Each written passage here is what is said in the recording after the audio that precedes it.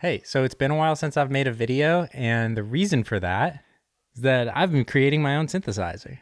And now I didn't make this case. This is actually a MIDI controller that I've converted.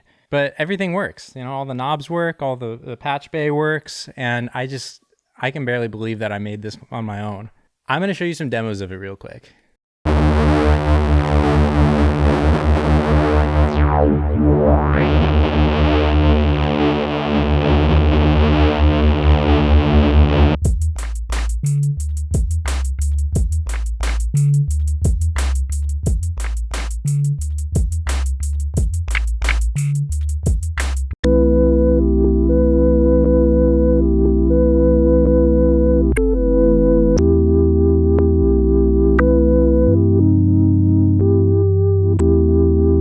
So there are 16 different oscillators I've implemented, from wavetables to physical modeling.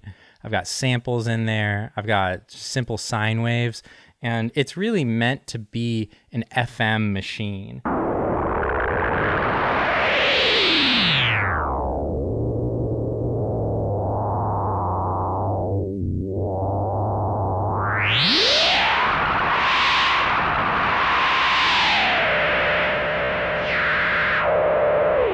So I've gone with a complex oscillator design where it's two oscillators working together with each other, and one is either FMing or amplitude modulating the other. And because of the patch bay, you can actually cross mod things. Everything is FMable. Because it's digital, I also implemented some polyphonic modes, which I found interesting.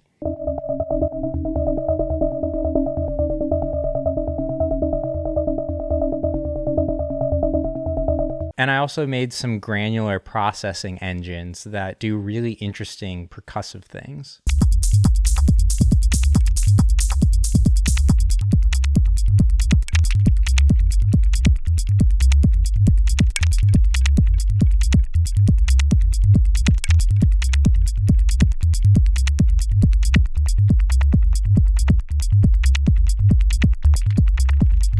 There's a stereo tape delay.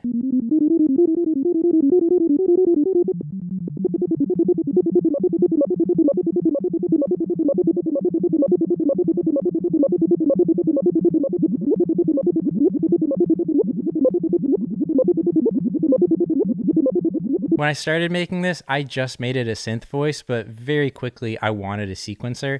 So I implemented a sequencer, and then I really wanted a kick drum to kind of give me context for what the thing was sounding like.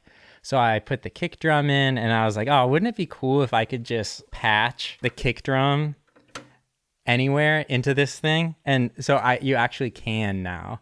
You can patch, and it's not just a kick drum anymore. Now it's an entire generative drum machine that's controllable with these 5 knobs. It can do so much more than that now.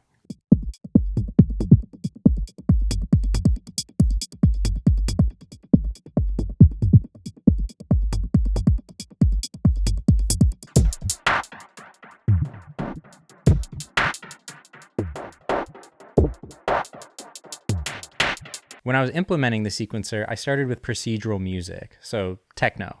I was going for this kind of Berlin sound. And really, it's the kind of stuff that I would make on my Eurorack system, where I'm like patching, doing sound design, and then rhythms start coming out, and I'm like, okay, now I want a kick here, and now I want other drums here, and maybe I want to sidechain things, and this does have a compressor in it too. It will do all kinds of different things like that. Playing with the beating of the oscillators, or finding new melodies by using the resonance of the filters. I have special filters that I've implemented that are without resonance, are perfectly 1000% clean. And when you start adding resonance, it gets dirtier and dirtier and dirtier. So it's kind of like adding, it is a saturation knob at the same time, the resonance, and it'll just saturate at the cutoff of the filter. And of course, this is based on an MS-20, so there's a low pass filter and a high pass filter.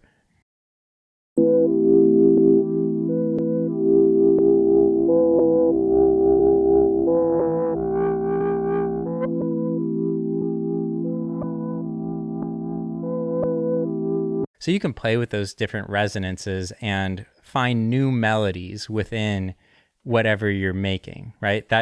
To me, that's the ideal modular experience, is you have a melody, or maybe it's not even a melody. You just have something on your sequencer and it creates some interesting sounds. And then you use your filters to pick out harmonics that are moving in a way you find interesting, right? So in that way, maybe you came up with the original melody, but you're generating something new out of it. That was where the idea for implementing a generative melodic sequencer also came from. A couple more sound demos.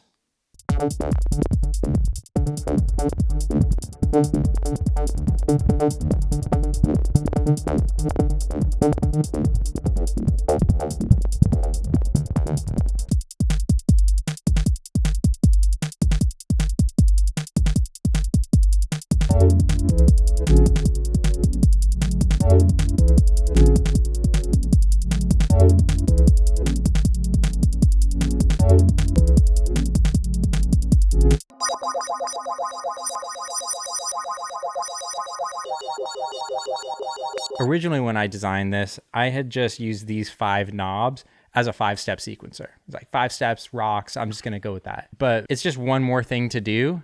And when you're making your own sequence and then you're kind of remixing it using resonance or other sound design tricks, I got to the point where I was like, why am I even bothering? Like, I don't even know what this original melody sounds like anymore. It did come from me, but it could have come from anywhere.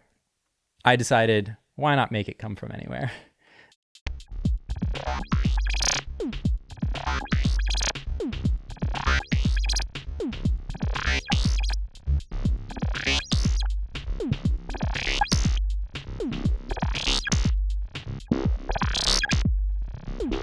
So I created something called a Harmonic Brownian motion sequencer, which will move in natural motion for the most part, but has some special rules. Like it doesn't exist within any temperament. I mean, I could make it exist in a like a Western scale or something, but I very purposely didn't do that. And the reason is I wanted this sequencer to do something that you can't just poke in with a keyboard. Although, if you do poke something in with the keyboard, if you got a sequence running and you go do do do, then that actually the sequencer will read that and it'll repeat that too as part of its other weird stuff that it's making. And this was exciting for me. Oh, and the sequencer also evolves constantly and slowly, but at a rate that I tuned by ear that felt really good as far as harmonic movement.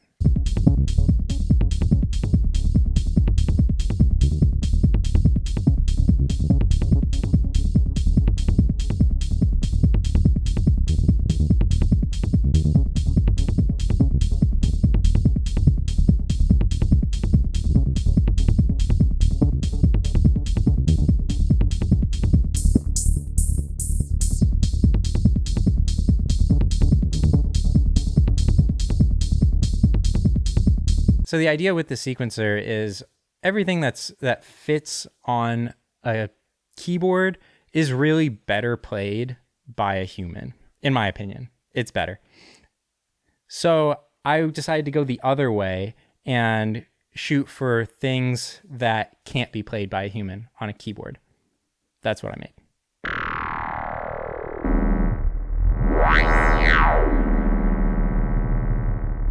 So it's something entirely new and also not repeatable.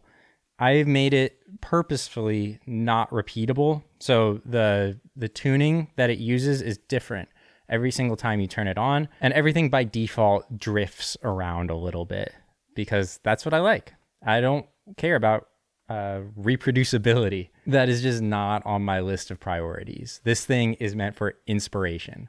That's it.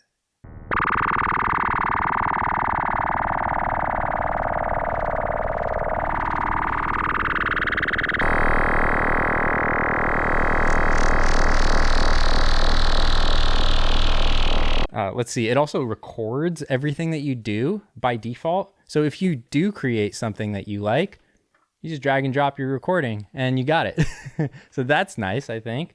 It is digital, which historically in my life would have been a huge turnoff. But ever since I got the Hydrosynth, which is sitting behind me, ever since I got the Hydrosynth, I was like, I don't think digital matters anymore.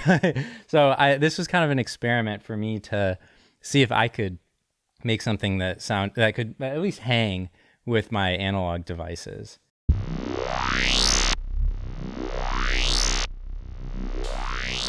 The code performs well. It runs on my computer, and I also made it so it can run on this little device called a Bela, which is just, I mean, for me, it's a tiny little synthesizer, and you can just stick it in the case. It's really cool. So it works at home or on the go. I'm going to make all the code open source too, which means that it's all free. All you have to do is buy one of these. I mean, I changed this, I sanded it down and stuff, and I'm going to keep adding other labels to it, which will be really important because I redefined like half of this. But if you were to buy a Korg MS-20 IC controller, which is about $200 on Reverb, you can run my code too for free, and you can have this for free. But it's really all about the controller. You know, it's all about the interface. So that's what I've been up to. It's been really exciting. I'm super excited about it, and I'm excited to share more updates as things progress further. All right, thanks for watching. See ya.